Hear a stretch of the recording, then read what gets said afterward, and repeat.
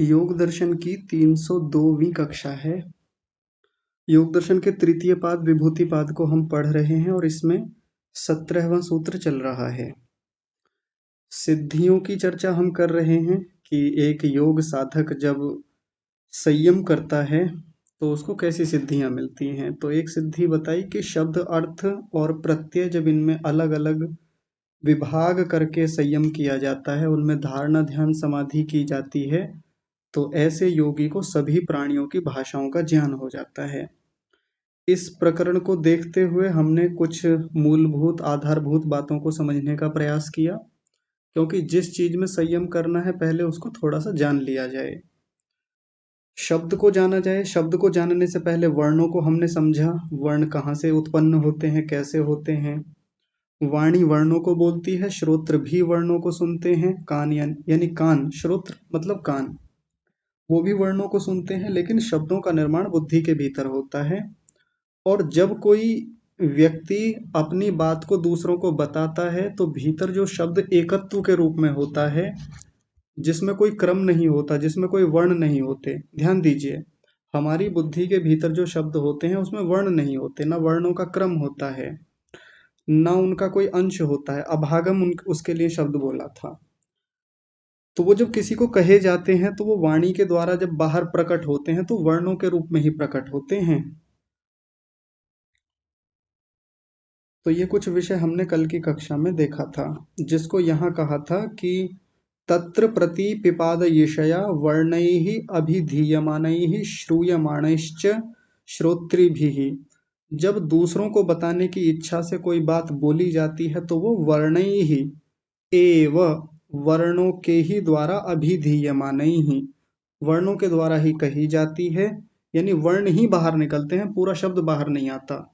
नहीं तो लोक बुद्धि से हम देखें, सामान्य बुद्धि से देखें तो वो हमको सिद्धवत यानी पूरा एक शब्द बाहर आता दिखाई देता है कि वो पूरा का पूरा एक शब्द बाहर आ रहा है, जबकि पूरा शब्द बाहर नहीं आता है, वो वर्णों के रूप में ही आता है। फिर देखिए अंत में हमने देखा था तस्य संकेत बुद्धितः प्रविभागः, संकेत के द्वारा ही उस शब्द का प्रविभाग किया जाता है, अलग अलग टुकड़े किए जाते हैं। स्मृति से एक एक शब्द के अंशों को अलग देखा जाता है। और सबसे अंतिम पंक्ति हमने कल की कक्षा में ये देखी थी, एतावताम एवं जातीय को अनुसंहार एतस्यार्थस्य वाचक इति, कि इतने वर्णों का ऐसा इस प्रकार का जो अनुसंहार होता है वो एक अर्थ का वाचक होता है। यानी इतने इतने वर्ण मिलकर के जो एक ये शब्द बना, ये जो संघात बना, ये इस अर्थ का, इस वस्तु का वाचक कहलाता है। इस पर कल विस्तार से हमने उदाहरणों से खूब सारी बातें देख ली थी। आइए अब थोड़ा सरल भाषा में आगे देखते हैं। अच्छा, मैंने ये इतनी सारी बातें बोली हैं, किसी को लग रहा होगा हमें तो कुछ समझ में नहीं आया, तो ये कल विस्तार से समझाया जा चुका था सरल भाषा में। अब आगे बढ़ते हैं, अब एक बार संकेत को देखते हैं, संकेत होता कैसे है। तो देखिए, और हमारे भीतर कैसे ये शब्द और अर्थ घुले मिले रहते हैं। जैसे शब्द होता है, जैसे हमने गाय बोला, तो गाय बोलने के साथ ही एक गाय का चित्र हमारे भीतर उभरता है। और ये शब्द और अर्थ दोनों किस प्रकार से घुले मिले चलते हैं, जिसका हम कई बार क्या, ज्यादातर हम अंतर कर ही नहीं पाते। अपने व्यवहारिक जीवन में इतने शब्द बोलते हैं, बुद्धि में इतने सारे शब्द बनते हैं, लेकिन हमारी बुद्धि में शब्द और अर्थ घुले मिले रहते हैं, जिसके कारण एक अध्यास बना रहता है, एक संकर मिलावट बनी रहती है। और यही कारण है कि हम दूसरे प्राणियों की भाषा को नहीं समझ पाते। लेकिन जो इसमें अंतर कर पाता है, जो इनको अलग अलग देखता है, तो वो फिर दूसरे प्राणियों की, ये सब प्राणियों की भाषा को समझ पाता है। तो देखिए, संकेतस्तु, संकेत तो पद पदार्थयोः इतरेतर अध्यास रूपः स्मृत्यात्मको सोयम, यो अयम शब्दः सोयम अर्थः यो अर्थः स शब्द इति। दो वाक्य एक साथ आए हैं। तो संकेत की बात कर रहे हैं, वो क्या, किस रूप में काम करता है, पद पदार्थयोः इतरेतर अध्यास रूपः। पद का मतलब शब्द हो गया, पदार्थ का मतलब हो गया जो वो वस्तु है, जिस वस्तु का ये नाम होता है। शब्द और अर्थ जिनको हमने कहा था, उसी को यहाँ पद और पदार्थ कह दिया। पीछे क्या थे सूत्र में? शब्द और अर्थ। उसी को यहाँ कहा पद और पदार्थ। पदार्थयोः इतरेतर यानी परस्पर आपस में अध्यास रूप वो मिले रहते हैं। शब्द और अर्थ हमारी बुद्धि में आपस में मिले जुले रहते हैं अध्यास रूप में, मिलावट के रूप में। स्मृत्यात्मको, और कैसे होते हैं साथ में ये? स्मृति के रूप में होते हैं। जब भी किसी बच्चे को कोई चीज समझाई जाती है, बड़ों को भी समझाई जाती है। बच्चे का उदाहरण मैंने कल इसलिए रखा था और आज भी कह रहा हूँ क्योंकि बच्चे को पता नहीं होता वस्तुओं के बारे में, ना शब्द के बारे में ना अर्थ के बारे में, कि ये शब्द क्या है और ये वस्तु क्या है। तो उसको पहली बार बताया जाता है कि ये गाय है। तो जब गाय बताया गया तो एक शब्द बोला गया, सामने गाय दिखाई भी गई यानी अर्थ भी दिखाया गया। तो बुद्धि में उसके जाकर के एक संस्कार बनता है यानी वासना बनती है। गाय शब्द का भी एक संस्कार बना, और गाय नाम के प्राणी की, ये ऐसा ऐसा गाय होता है सफेद रंग की 4 पैरों वाली, ये इस आकार वाली ऐसी जो ये प्राणी है ये गाय है। और स्मृत्यात्मको, ये स्मृति से होता है क्या? संकेत।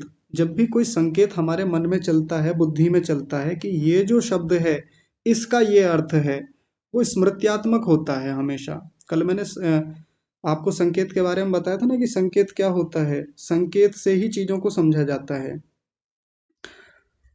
लेकिन होता क्या है, ये पद और पदार्थ जो हैं ये सब भीतर घुले मिले रहते हैं। और वो कैसे होते हैं? यो अयम शब्द सो अयम अर्थ। यो यानी यह जो, अयम माने इसका, शब्द माने शब्द है, सो अयम अर्थ है वो इसका अर्थ है।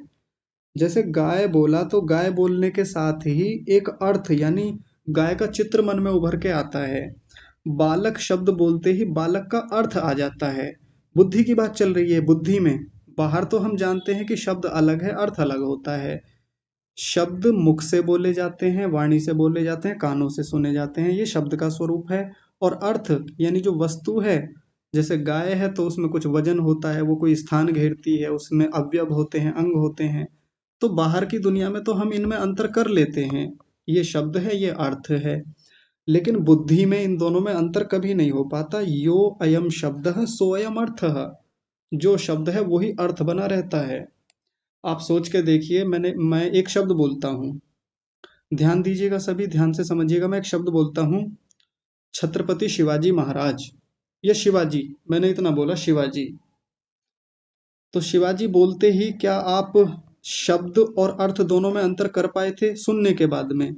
या मान लीजिए मैंने बोला तक, तो क्या बोलते समय शब्द और अर्थ में दोनों में मैं अंतर कर पाया अंदर के स्तर पे, बुद्धि के स्तर पे? जैसे ही शिवाजी शब्द बोला गया या सुना गया, तो भीतर शिवाजी की एक स्मृति बनती है, एक व्यक्ति की स्मृति बनती है ना, एक छवि बनती है, तस्वीर बन जाती है। और जिस समय ये शब्द और अर्थ आते हैं तो वहां भेद नहीं हो पाता, दोनों का इतरेतर अध्यास रूप होता है, परस्पर मिला जुला मिलावट होती है। ना हम उस व्यक्ति में, उस वस्तु में अंतर कर पाते हैं, ना उसके शब्द में अंतर कर पाते हैं। मैं एक शब्द और बोलता हूँ, मोदी जी। मैंने मोदी जी शब्द बोला, तो ये शब्द बोलते ही एक व्यक्ति की छवि उभर के आती है, और साथ में क्या होता है, वो शब्द भी भीतर रहता है मिला जुला। शब्द ही अर्थ लगता है, अर्थ ही शब्द लगता है हमको। आपस में एक दूसरे में अध्यास होता रहता है इनका।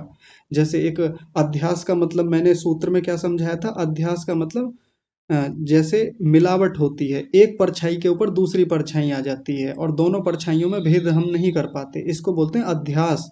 संकर रूप, मिलावट। क्या अंतर कर पाते हैं दो परछाइयों में? नहीं कर पाते।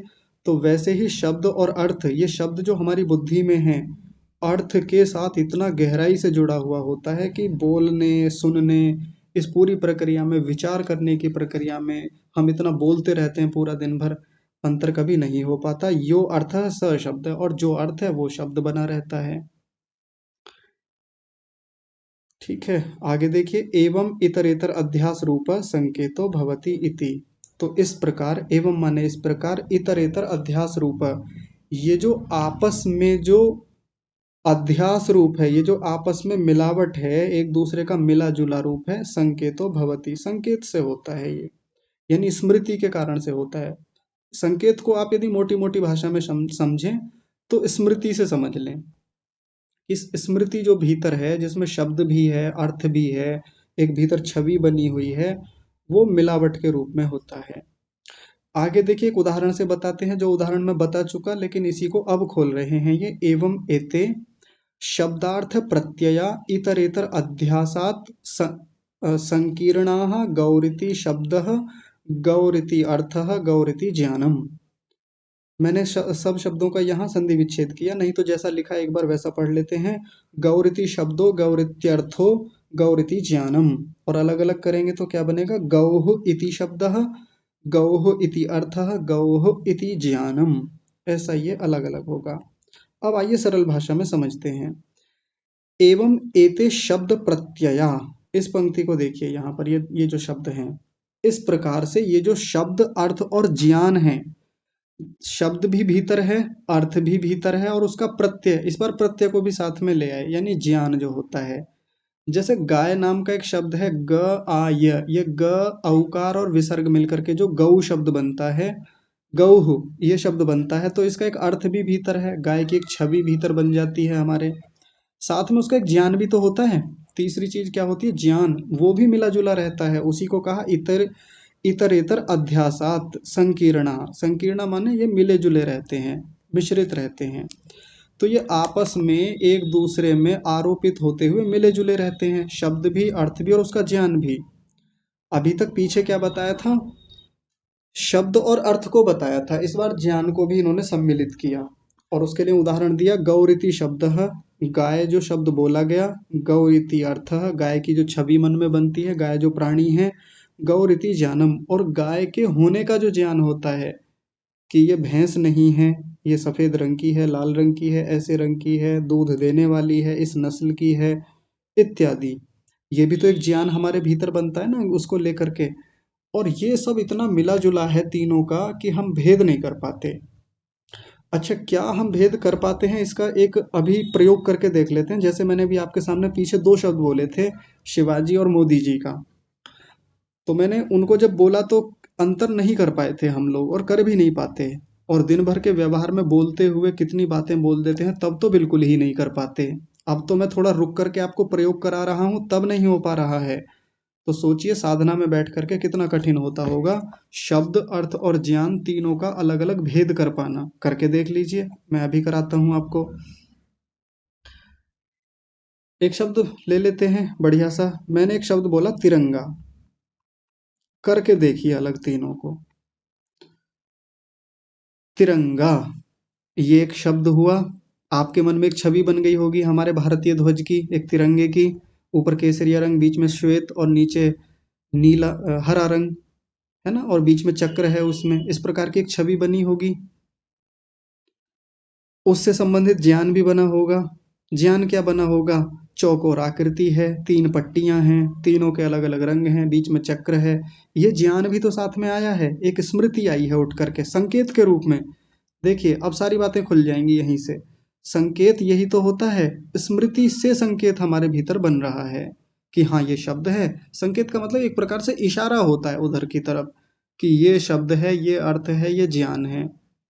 पहले तिरंगे को देख रखा है, उसकी वासना उसके संस्कार भीतर हैं, तो अब आप अंतर करके बताइए।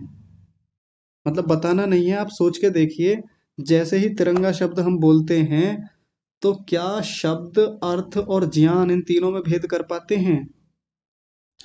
अब सोचिए, मैं पूरा एक वाक्य बोलूंगा तब आप अंतर करके बताइएगा। हमारे राष्ट्रीय ध्वज का नाम तिरंगा है। इतने सारे शब्द बोल दिए, क्या शब्द अर्थ और ज्ञान में भेद कर पाए हम। रुक करके कर लें, एक एक को अलग अलग अलग करके देखें कि हमारे, जैसे हमारे शब्द बोला तो उसमें कुछ एक शब्द बना हमारे। हमारे का मतलब हमसे संबंधित, हम भारतीयों से संबंधित एक छवि भीतर बनी होगी कि हम हमारे देश के लोग, और एक ज्ञान बना देश का, एकदम देश की छवि बन जाती है, पूरा भारत देश नक्शा जैसा आ गया होगा। का राष्ट्रीय ध्वज, ध्वज का मतलब जैसे झंडे होते हैं वो आ गया होगा भीतर से। एक शब्द भी आया, अर्थ भी आया, ज्ञान भी आया। हमारे देश का जो ध्वज है वो तिरंगा है। अब तिरंगा जैसे ही बोला तो एक शब्द बना, अर्थ बना और ज्ञान बना। ऐसे जब रुक कर देख रहे हैं तब तो हम थोड़ा सा भेद कर पा रहे हैं लेकिन रोचक बात देखिए, हम अपने दिन भर के व्यवहार में कभी नहीं ये अंतर कर ही नहीं पाते। अच्छा, ये गलती नहीं है, हमारा दोष नहीं है, व्यवस्था ही ऐसी है। अगर ऐसे व्यक्ति हमेशा भेद ही करने लगे ना, तो फिर वो पूरा व्यवहार नहीं कर पाएगा। ये तो अभी योगी की दृष्टि से बता रहे हैं कि जब किसी को सिद्धि प्राप्त करनी हो तो उसको ये अंतर देखना ही पड़ेगा।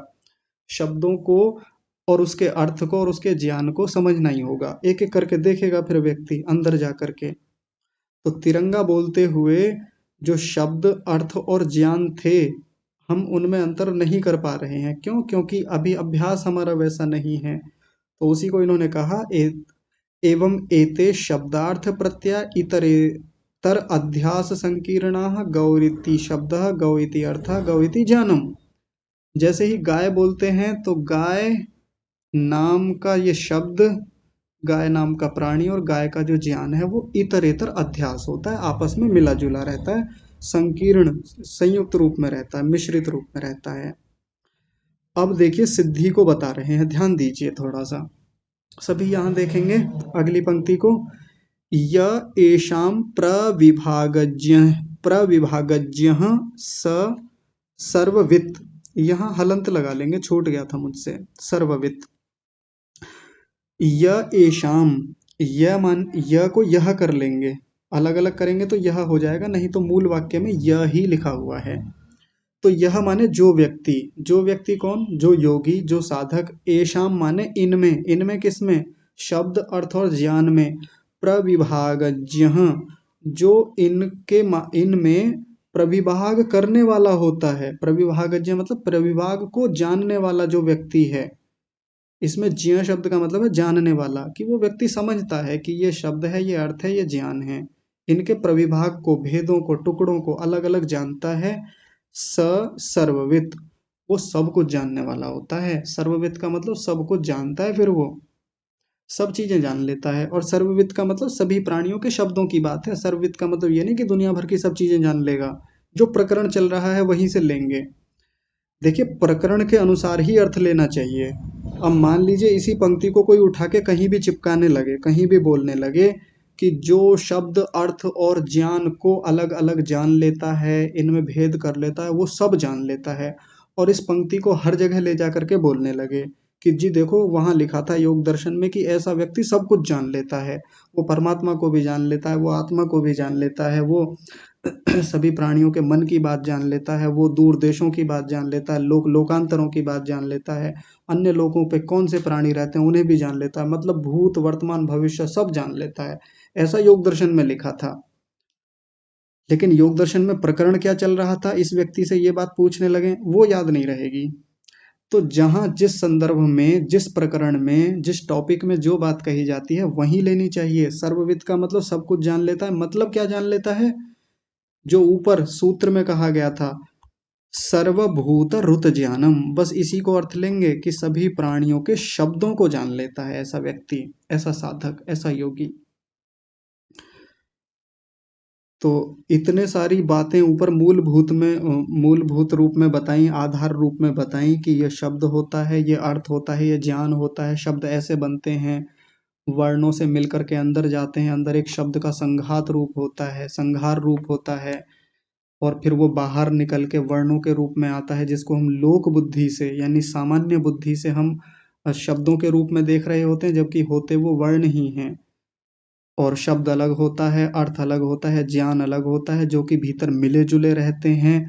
और जो व्यक्ति इनको अलग अलग रूप में यानी प्रविभाग के रूप में जान लेता है, अलग अलग सबको समझ लेता है, बोध कर लेता है, वो सभी प्राणियों के शब्दों को, उनकी भाषाओं को, बोलियों के को, उनकी अभिव्यक्ति को, उनके एक्सप्रेशन को जान लेता है वो। अब सिद्धि तो बड़ी रोचक लगती है, हमको भी लगता है कि भाई हम भी जाने ये गिलहरियां क्या कह रही हैं, ये चिड़िया क्या बोलती है। ऐसा लगता है ना हमको कि ये गाय क्या कह रही थी, हमको भी जानना है। या ये दूसरे देशों के लोग किन बातों को कह रहे हैं, ये एलियनों की भी अपनी कोई भाषा होती होगी, हम भी काश समझ पाते। वो तो ठीक है, जान ही लेंगे, जान लेना चाहिए, ठीक है, बढ़िया है, उसी के लिए सूत्र बनाया, व्यास भाष्य लिखा गया। लेकिन ये जो बात इसमें सबसे मूल बात है, यह एषाम प्रविभागः, जो इनमें, शब्द अर्थ और ज्ञान में विभाग करके, और विभागज्ञ का मतलब वही लगाएंगे संयम को, जो सूत्र में संयम शब्द बोला था, जो इसमें धारणा करता है, ध्यान लगाता है और समाधि करता है, वही व्यक्ति जान पाएगा। ऐसे ही कोई भी आकर के कहने लगे कि मैं जान लूंगा या मैंने जान लिया है, तो नहीं, ऐसा संभव नहीं है, हो नहीं पाएगा। कोई और उसने सामान्य रूप से, जैसे मान लीजिए कि कोई व्यक्ति गायों को चराता है, गायों के बीच में रहता है, तो गाय कैसे बोलती हैं, कब गायों को क्या चाहिए, जैसे गायों के भी अपने संकेत होते हैं। और गाय पालन करने वाले लोग बहुत अच्छे से जानते हैं, जैसे शाम होती है ना तो गाय बोलती है। क्यों बोलती है? दूध निकलवाना है अब उसको, उसके भीतर ऐसी प्रक्रिया हो रही होती है कि भीतर अब वो हलचल हो रही है कि दूध निकलवाना है, दूध भीतर से जोर मारता है और घर का मालिक, घर वो जो गाय का मालिक है वो जानता है कि देखो अब दूध निकालने का समय हो गया और गाय दूध निकालने के लिए कह रही है। क्या विधिवत क्या कह रही है ये वो व्यक्ति नहीं जान पाता, लेकिन हाँ संकेत से समझ लेता है कि देखो गाय बोल गई, अब इसको ना दूध निकलवाना है अपना। ऐसा होता है ना। ऐसे ही जब बछड़ा बोलता है, छोटा बच्चा बोलता है, तो उसका भी कई बार पता चल जाता है कि देखो अब इसको भूख लग रही है ना, अब इसको दूध पीना है, शाम हो गई या सुबह हो गई, अब इसको दूध पीना है। छोटे बच्चे भी बोलते हैं। तो छोटे बच्चों की कोई भाषा अपने आप में भाषा होती नहीं है। छोटे छोटे बच्चे रोने लगते हैं और अलग अलग शब्दों में कई बार स्वर में ही बोलते हैं। स्वर यानी व्याकरण की दृष्टि से मैं स्वर कह रहा हूँ, आ ऐसे बोलते हैं, ऊ ऐसे बोल रहे हैं, और माँ समझ जाती है। जबकि कोई भाषा है नहीं अपने आप में वो, लेकिन जो भी है उसकी जैसी भी भाषा है, रुत हैं, उसके शब्द हैं, माँ समझ लेती है। तो सामान्य रूप से कोई व्यक्ति इतना समझ ले तो समझ लेता है। ये तो वैसे भी हम कहीं रहते हैं, संकेतों से बहुत सारी भाषाएं हम एक दूसरे की जान लेते हैं, भले उसकी भाषा हमको आती नहीं, लेकिन यहाँ जिस सूक्ष्मता में ले जा करके कह रहे हैं, वो व्यक्ति शब्द अर्थ और प्रत्यय उनमें जब विभाग करने लगता है तो वो प्राणियों की भाषा को यथावत जान लेता है। ऐसे नहीं कि गाय शाम को बोल रही है, वो तो सामान्य बात है कि दूध ही निकलवाने को कह रही है, लेकिन अगर दिन में बीच में बोले, कभी दोपहर में गाय बोले, तो क्या ये मालिक पकड़ पाएगा कि गाय क्या बोल रही है? नहीं पकड़ पाएगा, नहीं उसको बोध हो पाएगा। तो इस प्रकार से हमको समझना चाहिए। अब एक प्रश्न यहाँ किसी का हो सकता है, आप आगे करेंगे, मैं अभी से समाधान कर देता हूँ उसका, कि ये संयम किया कैसे जाएगा, है ना। ये भी तो एक प्रश्न है, संयम करेंगे कैसे, यानी धारणा ध्यान समाधि कैसे लगाएंगे शब्द अर्थ और ज्ञान में। ऐसे ही करेंगे जैसे अभी आपको तिरंगे का उदाहरण दे करके करवाया गया, यहाँ एक प्रयोग छोटा सा। ये तो मैंने बहुत छोटा सा मोटा स्थूल उदाहरण दे करके आपके सामने एक प्रयोग रखा। अब जब आप सामान्य रूप से एकांत में बैठें, ध्यान में बैठें, साधना के लिए बैठें, एकाग्र हों, उस समय कोई भी शब्द ले आइए। मान लीजिए आप एक शब्द लेकर के आए, पुस्तक, सत्यार्थ प्रकाश, मान लीजिए एक शब्द आपने उठा लिया। सत्यार्थ प्रकाश ये एक शब्द है। सत्यार्थ प्रकाश जैसे ही आप बोलेंगे, सुनेंगे या मन में लेकर के आएंगे, तो एक पुस्तक भी उभर के आएगी साथ में, ये अर्थ है। अलग अलग करके देखें कि सकार, अकार, तकार हलंत, यकार, आकार, रेफ, थकार और अकार, इनको मिलकर के सत्यार्थ शब्द बना। ऐसे करके भेद कर लिया उसका, और सत्यार्थ पूरा एक अपने आप में शब्द बुद्धि के भीतर उपस्थित हुआ, और वर्णों के रूप में नहीं है, वो पूरा एक संघात रूप है। और साथ में एक पुस्तक भी बनी, पुस्तक की छवि बनी जिस पर ऋषि दयानंद का चित्र लगा हुआ है, उस पर लाल रंग की पुस्तक, लाल रंग में ही ज्यादा छपती है, इतनी मोटी होती है, कोई बहुत मोटा ग्रंथ नहीं होता, छोटा सा ग्रंथ है।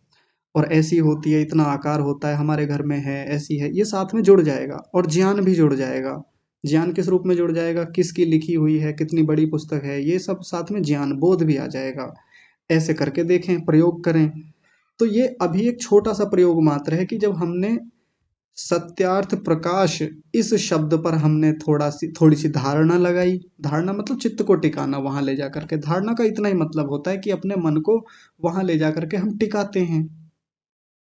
और ये व्यक्ति वो ही कर पाएगा जिसने अपनी धारणा का अभ्यास पहले से ठीक ठाक कर रखा है, अपने शरीर के अलग अलग अंगों पर धारणा वो व्यक्ति करता रहा है। तो फिर वो इन शब्दों इन सब चीज़ों पर भी धारणा लगाएगा, शब्द पर लगाएगा, साथ में अर्थ भी जुड़ा हुआ है तो अर्थ पे भी धारणा लग जाएगी।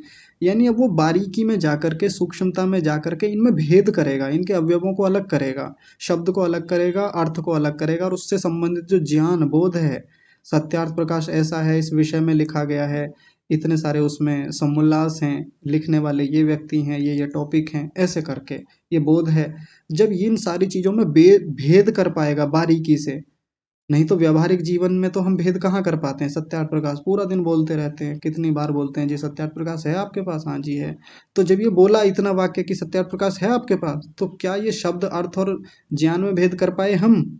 अंदर अंदर बुद्धि के स्तर पे जा करके नहीं कर पाए। कोई धारणा लगी? नहीं लगी। ध्यान हुआ? नहीं हुआ। समाधि की तो बात असंभव है। तो इस प्रकार से बैठ करके ध्यान में ये धारणा, ध्यान समाधि हमको करनी होगी, एक एक शब्द पर, उसके अर्थ पर और उसके प्रत्यय पर, यानी उसके ज्ञान पर, तो बात बनेगी। जैसे सामान्य रूप से और थोड़ा सा इसको और देख लेते हैं, सरल कर लेते हैं बात को। जैसे मान लीजिए हमारे सामने एक छोटा सा मिट्टी का कोई ढेला रखा हुआ है, छोटा सा मिट्टी का ढेला है। हमारे लिए मिट्टी का ढेला होता है, पड़ा हुआ है, हाँ जी, उठा के इधर रख दिया, कभी इधर रख दिया, ऐसे करते हैं, घर में रखा रहता है, कई बार ले आते हैं मिट्टी का ढेला। तो सामान्य रूप से क्या हम उसके अवयवों को अलग अलग करके देख पाते हैं? नहीं देख पाते। लेकिन वहीं एक कृषि वैज्ञानिक जिसने एग्रीकल्चर को ठीक से पढ़ा है, जो मिट्टी के अवयवों को ठीक से जानता है, मिट्टी में उपस्थित जो सूक्ष्म तत्व हैं, 16-17 प्रकार के जितने भी होते हैं, कैल्शियम, फास्फोरस इत्यादि जो भी हैं, वो उनको अच्छे से जानता है।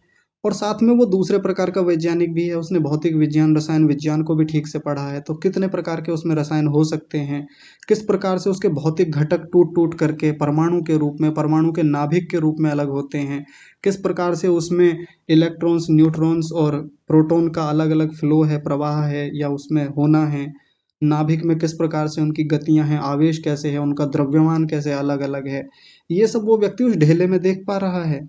हम नहीं देख पाते। मैं ये नहीं कह रहा कि वो सीधे आंखों से देख रहा है, आंखों से तो वो भी नहीं देख पाएगा कि इलेक्ट्रॉन किस प्रकार से गति कर रहे हैं।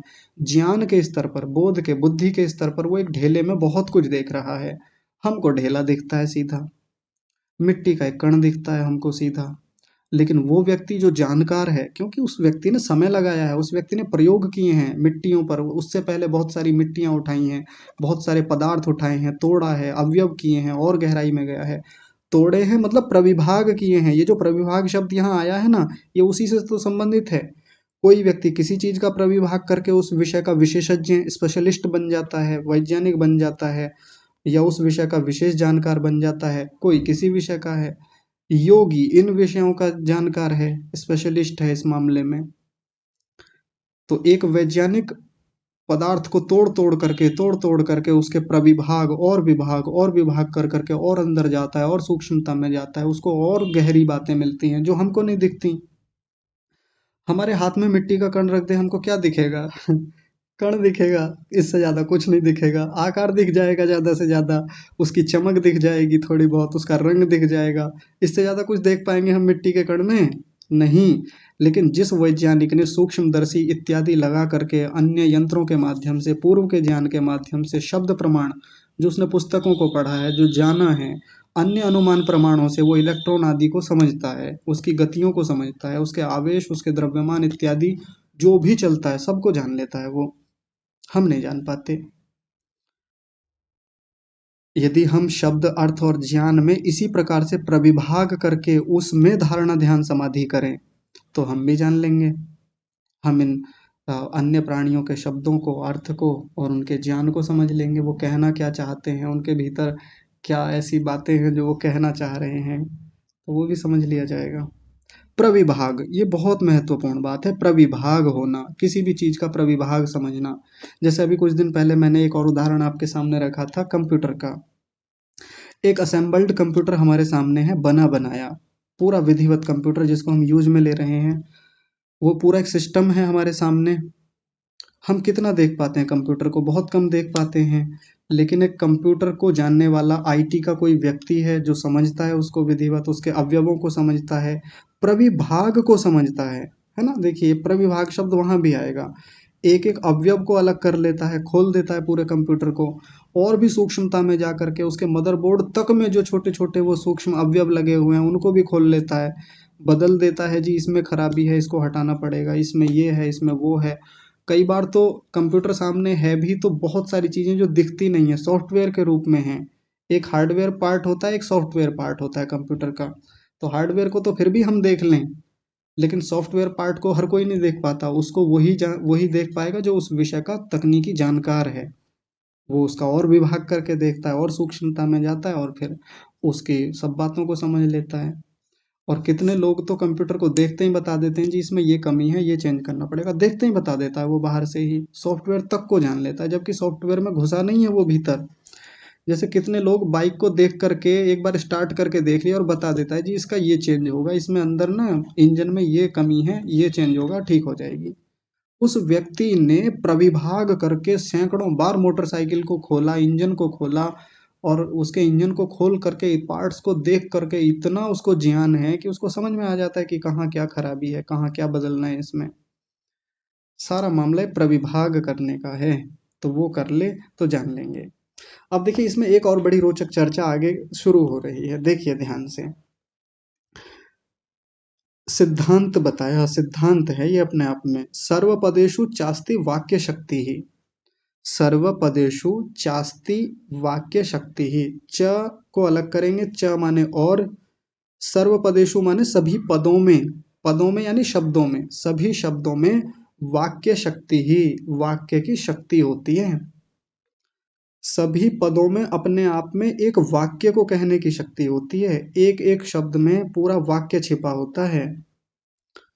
अजीब लगेगा, अभी तक तो ये सोच रहे थे कि भाई शब्द अलग है वाक्य अलग है ना, यही तो सोचा, यही तो सुना है हमने। यह बालक है, यह गाय दूध देती है, ये पूरा एक वाक्य है। और एक मैंने बोला गाय, तो यह गाय दूध देती है ये तो हो गया वाक्य, और एक मैंने बोला गाय, दोनों चीजें अलग अलग हैं, एक थोड़ी हैं। वाक्य अलग होता है, शब्द अलग होता है।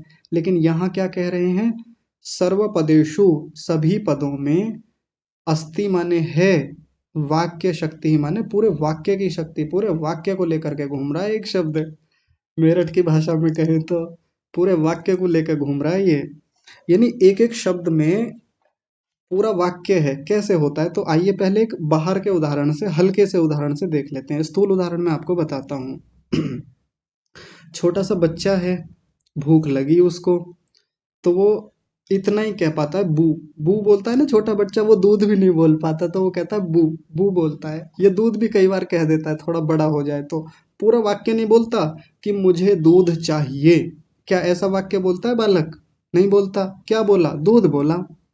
और दूध बोलने मात्र से ही माँ समझ जाती है, पिता समझ जाता है कि दूध चाहिए, और इसका पूरा वाक्य ऐसे बनेगा, मुझे दूध दो, मुझे दूध दीजिए, मुझे दूध चाहिए, है ना। तो एक पद में यानी एक शब्द में पूरे वाक्य की शब्द शक्ति है या नहीं है, बिल्कुल है। और देख लीजिए, जैसे यहाँ सामने टेबल पर गिलास रखा हुआ है, मैंने बोला गिलास, बस इतना बोला गिलास, केवल एक शब्द बोला, लेकिन इसके साथ एक और शब्द जुड़ गया, गिलास है, गिलास रखा है। मैंने बोला केवल इतना था गिलास, लेकिन साथ में क्या जुड़ जाता है, अस्थि है, अस्थि माने है। तो है यानी इसकी सत्ता जो है, होना, वो अपने आप में साथ में जुड़ ही जाता है, क्योंकि है सामने रखा हुआ है, उसकी एक सत्ता है, विद्यमानता है। तो गिलास कहते ही अपने आप में पूरा वाक्य उपस्थित हो गया कि गिलास है। एक व्यक्ति ऊपर छत पर है और एक दूसरा नीचे है, पहले वाला जो ऊपर छत पर है वो पतंग उड़ा रहा है। अब उसको किसी चीज की आवश्यकता हुई, जैसे मान लीजिए उसको पानी की आवश्यकता हुई, उसको पानी चाहिए, तो वो ऊपर से कहता है पानी, बस उसने इतना बोला पानी, जोर से बोलता है ना पानी, तो अपने आप में उसमें बाकी सब चीजें जुड़ ही जाती है कि पानी ले आओ, पानी चाहिए मुझे, है ना, मुझे पानी चाहिए, मुझे भी जुड़ गया साथ में और चाहिए भी जुड़ गया, कितनी सारी बातें जुड़ जाती हैं। बोला एक शब्द था पानी, ऐसे तो कहते हैं ना। तो एक सर्वपदेषु यानी सभी पदों में एक एक पद में अपने आप में पूरे वाक्य की शक्ति होती है। और कैसे होती है, उदाहरण के रूप में बता रहे हैं, देखिए। वृक्षः या वृक्ष इत्युक्ते अस्ति इति गम्यते। वृक्षः, एक शब्द बोला वृक्षः या लिखा, जैसे मैंने वृक्षः लिखा, तो इति उक्ते, इसको कहने के साथ ही जब इसको कहा जाता है, उक्ते माने कहा जाता है, अस्ति इति गम्यते, तो अस्ति अपने आप ही आ जाता है, गम्यते आ जाता है, जुड़ जाता है साथ में। भाई जैसे वृक्ष बोला कि देखो वृक्ष, और सामने हमारे आंगन में पेड़ भी है, तो पेड़ जैसे ही बोला, वृक्ष जैसे ही बोला, तो अस्थि तो जुड़ ही जाता है। क्यों? क्योंकि विद्यमान है, वो उपस्थित है। और कोई भी चीज जो विद्यमान होती है, उपस्थित होती है, प्रेजेंट होती है, उसमें अस्थि नाम का शब्द जुड़ ही जाता है, और अस्थि जोड़ने से ही वाक्य बन जाता है। बोले ना बोले अलग की बात है, वृक्षः के साथ अस्थि लगाएं ना लगाएं जुड़ जाता है, छिपा हुआ होता है, पूरा वाक्य अपने आप में लिए घूम रहा है ये शब्द। कौन सा शब्द? वृक्षः। और भी अभी बहुत उदाहरण देंगे आगे, उनसे उदाहरण उनसे भी देखेंगे, लेकिन जो मैंने आपको बच्चे वाला उदाहरण दिया था ना, कि बच्चा जब ये कहता है कि दूध, तो दूध बोलते ही बहुत कुछ आ जाता है। ऐसे ही जैसे किसी को भोजन चाहिए, तो भूख लगी हुई है, शाम का समय है, बाहर से आए हैं, तो बस इतना बोला भोजन, भोजन बोला, बस केवल भोजन ले आओ, ये बोला ही नहीं, ले आओ ये बोला ही नहीं ना, ये बोला भोजन चाहिए ना, ये कहा कि भोजन बनाओ, कुछ नहीं बोला, भोजन बोला बस, और साथ में वो पूरी बातें आ जाती हैं, तो एक शब्द अपने आप में पूरे वाक्य को लिए हुए है। और ऐसा क्यों होता है कि ये जो एक ही शब्द, एक शब्द है, वो पूरे वाक्य की शक्ति को लिए घूम रहा है, लिए बैठा है। तो उसका उदाहरण, क्षमा कीजिए, उसका कारण यहाँ बता रहे हैं। न सत्ताम पदार्थो व्यभिचरति इति, कि कोई भी सत्तात्मक पदार्थ है।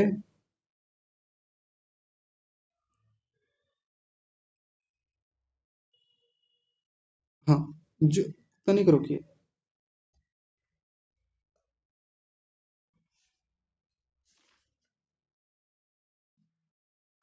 हाँ ठीक है।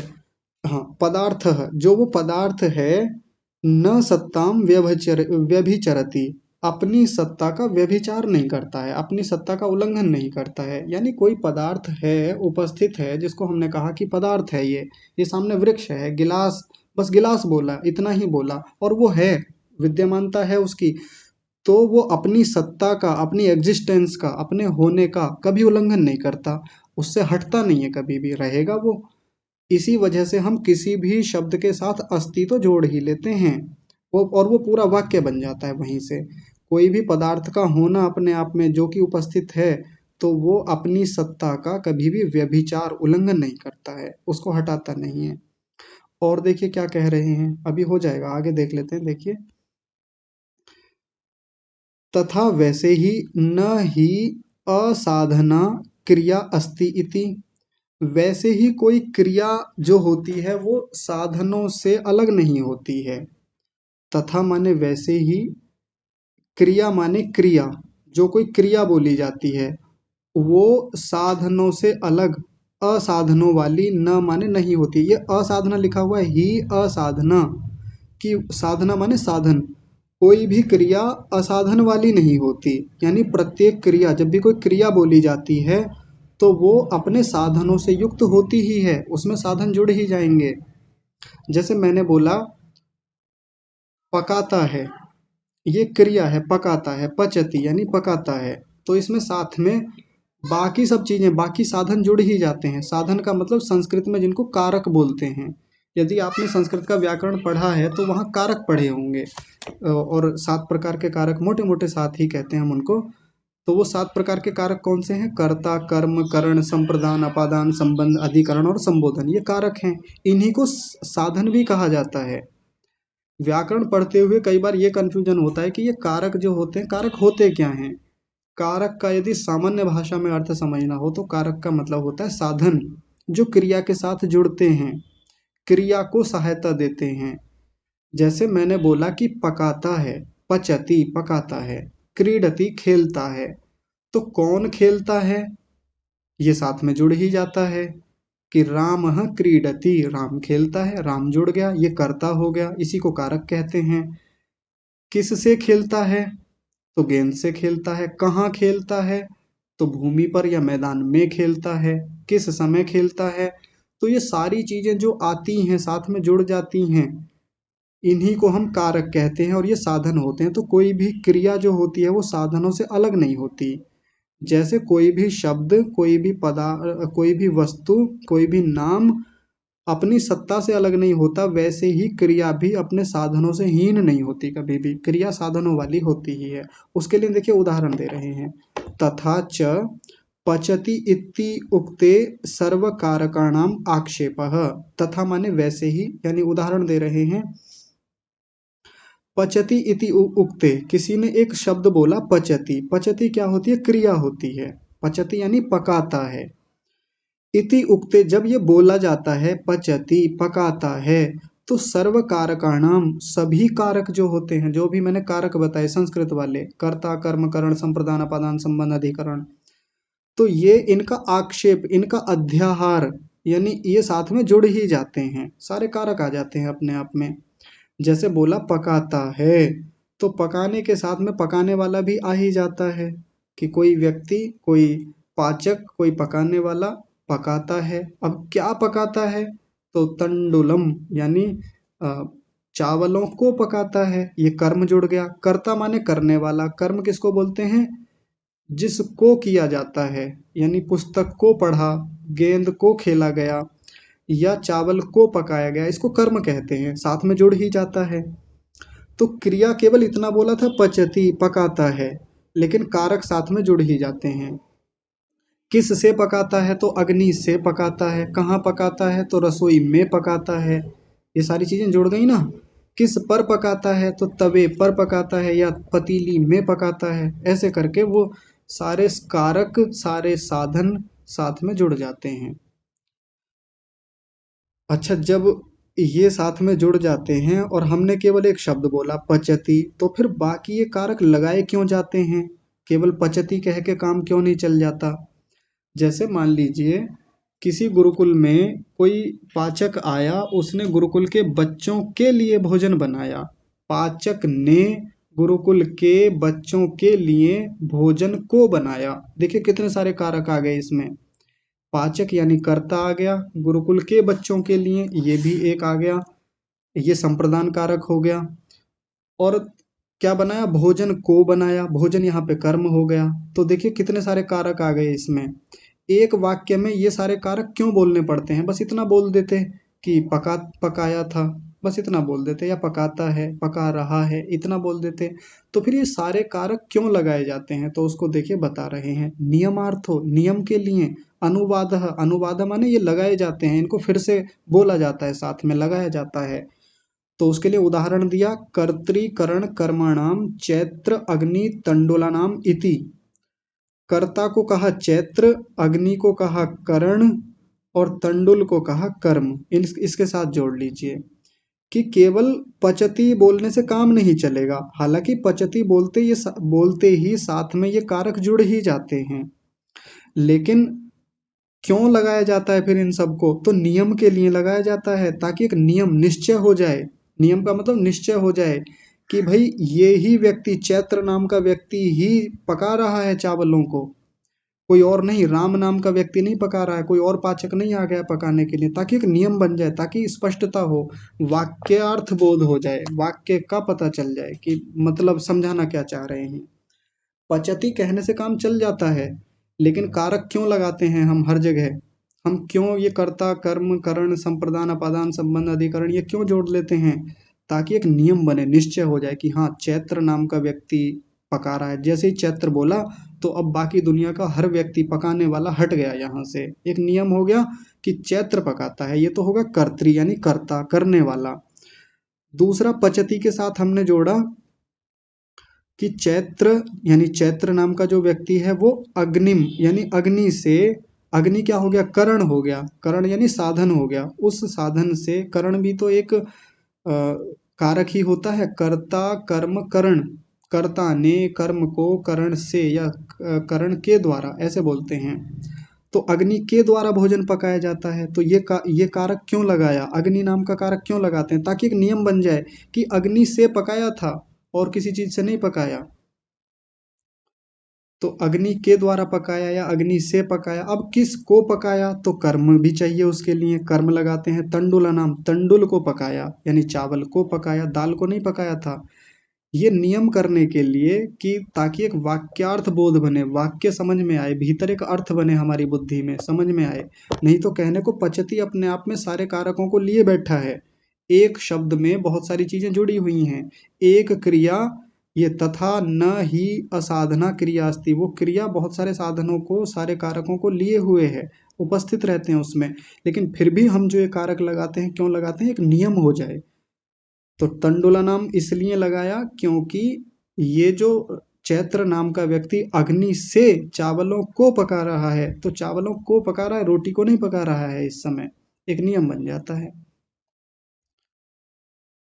तो इस प्रकार से यहाँ कुछ व्याकरण की बातें इन्होंने समझाने का प्रयास किया है कि ऐसे ऐसे वाक्यार्थ काम करते हैं, ऐसे ऐसे हमारे चित्त के भीतर, बुद्धि के भीतर शब्द, अर्थ और ज्ञान की स्थितियां बनती हैं। अभी इसमें और भी कई सारी बातें बताएंगे, इनको हम कल की कक्षा में देखेंगे।